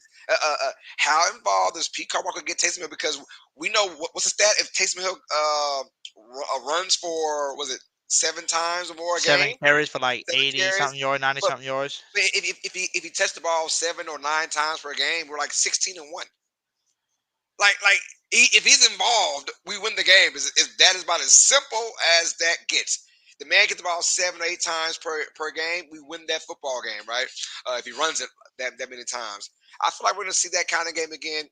And I feel like we're getting at least 4 or 5 carries out the backfield playing running back by Taysom Hill. I'm just telling y'all that one run I saw him do in that fourth quarter where he had the ball first and goal from like the 6 or 7, and he got like 5 yards off of it, like straight up the middle. Dude is a beast. His strength is crazy. So I feel like Taysom will be involved in our O-line. Can we have successful second and intermediate plays, right? Successful third and short plays. Do we run the ball on 3rd and 1? We got to. That's our keys. Look, the defense is fine as long as our offense doesn't put our defense in bad situations. Our defense is going to clamp up and clamp these guys up for sure. So I'm not worried at all about the defense. I mean, being a little cocky, I get it, but the way our defense is, you got to be cocky, man, because I don't see if we, besides us playing a prevent stupid defense against Carolina the last drive. I don't know why we would prevent defense. That prevents you from winning a lot of times. But outside of that, we only let that one bogus touchdown. Outside of that, we have clamped up every team, and call it what you want against Tannehill. It was just Ryan Tannehill. Ryan Tannehill just beat the Chargers. They beat LA Chargers last week, 27-24, or something like that, right? So and that Chargers team's a good team of offense, right? Who scores points? You got to score points somehow, and Tannehill found a way to win that game. So obviously, our defense did something special to make Tannehill look super bad, right? So he had a bounce back game against the Chargers. I'm just saying, I'm not worried about the defense. My keys to victory is how involved does Pete Carmichael have Taysom Hill, and how successful we are on our second and shorts, third and shorts. That's my issues right there. If we can clean those things up and add in Taysom Hill a lot more, I feel like it'll be a very successful day for New Orleans, and hopefully get it up. Definitely. I can definitely see that, and like I basically agree with you. What's your key to victories? How much does Taysom get involved? Do they use him at least like they did against the Panthers? Get him involved more, let him get that 70 to 80 rushing yards for you, get the touches. Keep getting those first downs. Like you said, have a big day maybe like we did against Seattle, and basically, can that O line hold up? That's all we need to know. Can the O line hold up? And I'm not gonna say can Carr be smart with the ball. He's smart with the ball. Trust me. It's just when you got so much pressure on you, and you got people coming in less than 2 seconds, literally he's got 2.4 seconds to pass right now. That's pretty bad. So it's definitely hard. By the way, I got this comment up here. Sicky Johnson, don't act like we're not that smart over here. With the Who That Nation. I know you're the Ray Munson guy over there. 'Cause remember you said I'm not a Silky Johnson. I'm not a hater like that. And next thing you know, Ray Munson disappeared, and we got a Silky Johnson up in here talking about the Green Bay franchise too. Hate. And then we got a Bobby Boucher Jr. up in here supposedly, and it says I heard Hoodie doing a terrible impression of me, so I decided to pop in. I think this is the same person, to be honest with you. It's probably like 3 different people trying to troll up in here. I see what you're trying to do. Hey, hit the like button, brother. Hit the like button. Yeah, hit the like button with all 3 accounts. With all 3 accounts. Hit the like. That's my cell phone. Hey, you want to be all right? That's cool. Hit the like button. Hit that subscribe button. All 3 accounts in. Let's get it, man. Definitely. And I guess our last thing will be our prediction. What do we think the score is going to be and stuff like that? So I'm gonna let you go first. What would be your score prediction for this I'll game? tell you what, if both teams were healthy, I'm not even gonna lie, I would have won the Packers. If Aaron Jones is there, Christian Watson, I mean they're all healthy, right, ready to go, I would have picked the Packers last week, right? But seeing what's going on with their injuries, and I'm going New Orleans, man. I still feel like it'll be a tight, contested game. I'm gonna say we win 23-17. New Orleans, 23-17. I feel like we're gonna be better game by game. I feel like this is the week. I feel like this week 3 is gonna be a special kind of week when it comes down to how we, 1, take care of the football, but 2, how we, I can say dominate, but things are going to seem a lot better when it comes down to our chemistry. And once that chemistry is there, I mean, sky's the limit for this New Orleans Saints team. So I'm going 23-17, a close game. I'm not even going to lie, it's still going to be close because we're just New Orleans Saints, and all our games are close, pretty much. But I'm going Saints 23-17. But if you asked me last week, I would have said Packers probably 20. to. I don't think you would have said that. If you would have said it week 1, last week they didn't have Jones or Watson. Right, So right. Week 1. I'm sorry. That's what I meant to say. Yeah. Yeah. So before the Aaron Jones injury, right? I would have said if they were healthy, yeah, I would have said Packers probably beat us 20-17. Is in Green Bay, but no, just the way things are looking right now, and the more I think about their offense against our defense, I'm like, especially if there's no Aaron Jones, I don't trust Dylan at all. I don't know. I don't care. Dylan can't get past the line of scrimmage against our team. He just won't be able to. He can't get past the linebackers. His longest run might go for the game might be 7 yards, right? I'm just throwing it out there, right? The dude is just not. He's thunder and lightning for Aaron Jones. He's not just thunder by himself. He's just not going to work out. We saw last week against Atlanta where he wasn't utilized per se because of the issues of him just being a bigger, slower back. But I don't see how their offense can put up more than 17 points on us. And mind you, guys, we've heard what how many games it is now? 10 in a row or 11 in a row? 10, yeah, 11 in a row, I think now. 11 in a row. We've held opponents 20 or under. Yeah. I mean that is crazy. That's crazy good. And one of those teams. Honestly, I didn't know that. I mean, I knew our defense ended well, but our offense was so trash. I didn't even think about the defense. And then after seeing that stat, I was like, yo, it's a true stat. We don't give up more than 20, man. So I don't see how the Packers scored more than 17 points in this game. And I think we scored 20. I think we get back to basics, run football, and be smart, Carmichael. That's all it is, man. You're second and shorts, third and shorts. What's the play call? Are they run calls? I like the run call in this game. So. And remember, one of those teams that we held to those points last year was the 49ers and the Eagles. Remember that. Facts. Oh, remember that. Right. Yeah, yes. And Eagles didn't have Jalen Hurts, but guess what? We didn't have our quarterback as well. I mean, but the week before, Gardner Minshew had tore it up. Yeah. So we got to see. So we just got to see. Our defense is going to continue to hold people under 20. But let me give y'all my prediction, okay? Go, let's go. So my prediction is going to be Saints to 27 points, and we're going to have Green Bay at 17.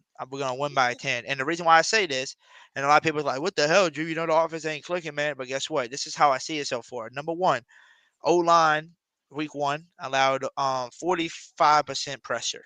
So almost half of the dropbacks, and we scored 1 touchdown that game, right? And we won by 1 point, 16-15.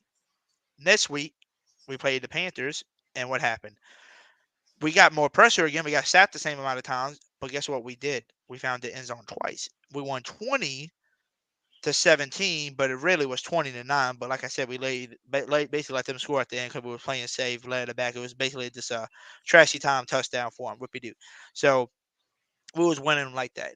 Second of all, it's going to be the third game now. We went from 1 touchdown to 2 touchdowns, and I think this game we can add a third touchdown because the chemistry is going to get a little bit better. I think the pass rush can get the pass protection can get a little bit better, and I think Kendre Miller is going to have a nice debut for us because he wants to show everybody who he is. While the 2 running backs are out, I think we're going to, like you said, see a lot of Taysom Hill, and I think we're going to find the end zone 3 times instead of 2. And I think we're going to get at least 2 field goals for Blake Grupe. So that's why I say about 27-17. Let's get it. I hope so, man. I tell you what, I just feel like it's not – both these teams aren't built to blow anybody out right now. I mean, talk about the chemistry-wise. And Saints being on the road. If this was a home game, I'd have felt more about a quote-unquote blowout maybe. But the Saints being on the road, Packers with their injuries just piling up like crazy from every aspect of offense and defense, right? We'll see. But I feel like it'll be a very competitive game by both squads. And, obviously I won't be shocked if the Packers do win. But I feel like I just can't see how they score over 17 points. I can't see that. I just cannot right now. I have to see it to believe it. And right now, if our offense can just score 18 points or more in this particular game, I feel like we're going to win this game. And, definitely. I could definitely see the same thing. By the way, just to go over it with everybody again, like I said, I want to thank everybody who subscribed tonight as well. Just to let everybody know, we at 1650 now, so we at 1.65. So we gained a few subs tonight. I think we gained 3 or 4. So if y'all are new to the channel, make sure y'all hit that subscribe button. By the way, if you're over there on the Pro Media Network watching, come over here to the Hoodie Jube. hit that subscribe button for your boy because my birthday is tomorrow. So that would be the least y'all can do for me, at least to help me out with my birthday. Give me some subscribers, hit the like button, share it out to everybody. Tell them it's this guy's birthday. Be nice and go subscribe for me. Also, we did have five. Like I said, I'm so mad that it didn't alert me in the chat, but we got 5 new members, y'all. And like I told y'all earlier, memberships, or I got 3 memberships. One of them is literally called the Hoodie Juice, and you just want to become a family, and it's literally just $1. It's 99 cents, $1. That's affordable for anybody. That's why I try to do that for everybody. I did $1.99, which was just a $2 one, which is a big one, which is the Who Dat Nation one, and then you got the Bleed Black and Gold into your Dead and Cold one, which is the $5 one, which is the $4.99, which is the max one. So like I said, if y'all would love to, come hit that member. And like I said, we're having these giveaways. This is a cup. Just in case y'all missed it earlier, this is the cup for the members to try to win. Like I said, we only got 12 members, so you got 1 out of 12 chances to win as a member. And like I said, memberships are literally low as 99 cents. So 99 cents, and you have a chance to win a big cup like this, a nice size cup. And also for our subscribers, which means you're a member as well. So it means you got a second chance at winning, but these are for subscribers only.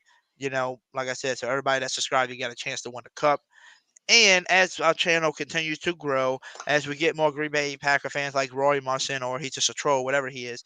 But whenever we get more people like him, and we get, like Demetrius Thomas, I think his name was, that's a Falcons fan. As we get more y'all in here, I talked to the lady that makes that cup. I told her I want to buy some, stuff that they use for the material to make these cups and make everybody's teams, to where, like, let's say we play the Packers like this weekend. I'll have a giveaway for my fans, and whoever's a subscriber to my channel that's a Green Bay fan can have a chance to win a Green Bay Cup. I just want to start doing that and do a lot of giveaways to everybody on the channel. I want to get back into doing that again. So thank y'all again for, like I said, for being here tonight. We had over 70-something people in here at once, from both channels combined watching. So I want to appreciate everybody for that. Thank you, everybody that came in here tonight and, gave me birthday wishes. I appreciate that. Like I said, I'm 28 years old, man. Getting old, man. 2 more years, I'm being that 30, man. I'm getting old. Ain't nothing wrong with 30 around here, baby. Yeah, they ain't nothing wrong with 30, right? Jameis is still here. My boy, 30 for 30, and he's still here. So, like, there ain't nothing wrong with that. But I want to thank y'all for that. Make sure y'all go hit the subscribe button, like I said, on my side. By the way, if you are new to the Pro Media Network side, go to their side as well. As we thank Big Q, for him. And also, he has memberships as well. If y'all want to purchase a membership under Big Q, who gives you, we call him the Saints Godfather YouTuber. He's basically the Godfather of the Saints with his channel. So I want to thank y'all for that. So, like I said, if y'all want to, hit that subscribe button for your boy for his birthday. Also, if you want to give me a little gift, we do have the memberships. Purchase that as well. And also, I'm going to hand it over to my boy UST, Uneducated, and let them know, man, how they can find you and what you do on your channel. Hey, man, I appreciate it, man. My name is Carlos Clay. This is my co-host, PJ. She's been very quiet today, y'all. But, we do live commentary and play-by-play reaction on my channel, Uneducated Sports Talk on YouTube. Check it out, man, on our road to 3,000 subscribers, you guys. Just want to thank Hoodie for having me on the show, man. And I want to thank y'all for just being a great audience, great chat, man, on the Pro Media Sports side and, of course, Hoodie Juby side as well, man. Subscribe to both those channels, man. Hit that like button. Come check out Uneducated Sports Talk. Subscribe to the channel if you guys love what you see, man. We do live commentary for baseball, basketball, football, college as well. We got it all, man. Hockey. We do it all around there, man. So much love to y'all, man. And I just want to thank y'all. Very honored to be on tonight's stream with Hoodie, man. That's my guy, y'all. Show him some love. Happy birthday, my guy, man. Send him some money, man. Yeah, send some super chats or matter of fact, I love super chats, okay? Because those are like, one of the first things that I unlock. But guess what? For me, having a membership, man, all I ask is just set a membership. Because look, let's say you bought a $20 super chat for me for my birthday. That's really nice of you and all that. But guess what? If you just bought $1.99 membership, you're a member. You got a chance to win giveaways 2 times instead of once. And It's just $1 a month. That means you can be subscribed for 20 months, and then you can unsubscribe if you didn't want to be a member. But I don't think you're gonna want to unsubscribe because there's so many more giveaways. We got so many more cups coming. We're gonna have jerseys more probably. You know, we're gonna have Hoodie Jew merch. We're gonna be giving away. So I'm saying there's gonna be so much stuff. So I'm saying I don't think y'all want to miss out. So like I said, if y'all want to do a little small thing like that for my birthday, I appreciate it. For everybody that became a member tonight, everybody that became new subs to the channel as well. But with that being said, everybody, thanks again. And I'm going to try to catch y'all again probably Sunday.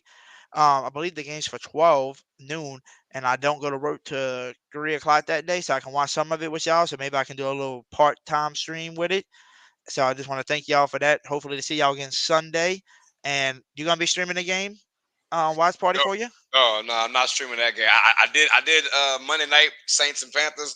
You know me, I don't like to stream the Saints game too much, man. I get a little nervous, man. So I think that particular day I'm gonna do the 3 o'clock game, whatever it is.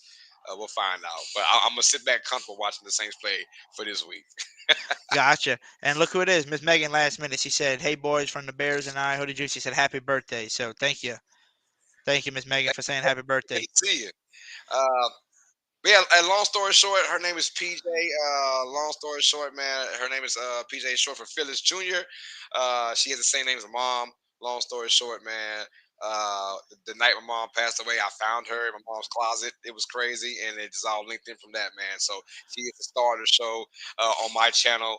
You guys come check out Educated Sports. Like I said, man, hit that subscribe button. Show some love, man. And of course, like I said, subscribe to that guy. Hoodie, man. That's my dude, bro. That's my dude. Subscribe to him, man. And shout out to Big Q for getting guys like Hoodie on his wonderful platform, man. And yeah, man, I'm just happy for you guys, man. Who that nation, y'all? We 2-0, baby. We 2-0. Let's make it 3-0 on Sunday, y'all, with a big win over the Green Bay Packers. Yeah, just like Dennis Allen said in the locker room after that win. He said, "Look, the win wasn't pretty." He said, "But a win's a win. It's hard to win this league." And he said, "We're gonna move on." He said, "We're gonna party and listen and crank that music in a second and party." He said, "Probably for less than 24 hours because we got a short week, so we gotta, get to work tomorrow." He said, "But." He said, "Let's enjoy this win." And he said, "We're not going to look ahead of us. We're not going to look behind us. We're going to look at what's straight in front of us. And that's to keep stacking wins. That's right in front of us." I said, "Oh, I love that saying, right? So stack and just focus what's in front of you, not behind you, not what's in front of you. Focus just on what's in front of you and keep stacking wins like we did." So that was one thing. And there was something that I was literally going, the thing I wanted to tell you, I'm a little jealous, okay, because you got a show every damn Tuesday night with an Eagles guy, but we've been bros for long, and we don't even have our own weekly show. What kind of crap is this? You do it with an Eagles fan, but not with me. Wait, I'm a diehard Saints fan, but my show is Uneducated Sports Talk. I got to talk about everything. Okay, we can have a one night show. I can talk too. I can wear something else. I can wear a Packers shirt just like Roy Musson. Roy Musson in here being different people, so I can be different people too. Right. Right. Hey, we'll have to get you on one day though, brother. For real. Hey, for real though, since you're a Saints fan, we might as well do our weekly Saints get together and do it on both of our shows. We'll take turns going to your show, my show. We'll just do our little weekly thing, man. That's cool, brother. And I'll let you know when I'm free. Yes, I'm usually off Mondays and Thursday, but that's usually the football games you stream. But we can always try to find maybe the weekends, like in the morning. Oh yeah, no doubt. The weekends for sure. We can make something happen. Make something shake. Yeah. But thanks again for coming on. Like I said, everybody, make sure y'all go subscribe to my channel if y'all ain't. Subscribe to the Pro Media Network for Big Q for letting us use this platform. So make sure you subscribe to him. And also make sure you subscribe to Uneducated Sports Talk and go watch his commentary, one of the best commentary out there. Plus you got PJ right there. Like who doesn't want to watch PJ and Carlos on that show, man. It's so much fun. But with that being said, hope to catch everybody Sunday morning before I go to work and we can watch some of the game together. If not, I'll catch y'all Monday probably, because that's probably going to be the next day I'm off, and we can do a recap preview on everything. But with that being said, I love y'all. Thank y'all for the birthday wishes. I can't wait for midnight to hear all my phone dingling and ringing. Happy birthday, happy birthday, happy birthday, happy birthday, happy birthday. Because I probably won't be able to sleep tonight because everybody's going to say that. But Carlos, help me out. We always tell everybody, who what? Who that? Who that? Who that? You heard him. Who that? They going to beat them Saints. Let's get it, Who man. that? We out of here, man. Well, that's y'all.